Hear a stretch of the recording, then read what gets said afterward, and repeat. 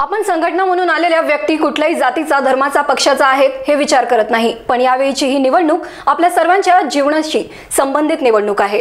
आज देशाच्या हितासाठी आणि कामगारांच्या संघटित आणि असंघटित शक्तीसाठी लोकसभेमध्ये कामगारांचे प्रतिनिधी करणारे लोक पाठविण्याची आपली नैतिक जबाबदारी आहे। आपल्यासाठी लढणारे कामगारांचे लीडर्स पाहिजेत, असे विधान सचिन अहिर यांनी केले आहेत। टाकोडी येथील खंडोबा सांस्कृतिक भवन येथे मावळ लोकसभेचे शिवसेना उद्धव बाळासाहेब ठाकरे पक्षाचे व महाविकास आघाडीचे अधिकृत उमेदवार संजोग वाघेरे पाटील यांच्या प्रचारार्थ आयोजित कामगार मेळाव्यात ते बोलत होते।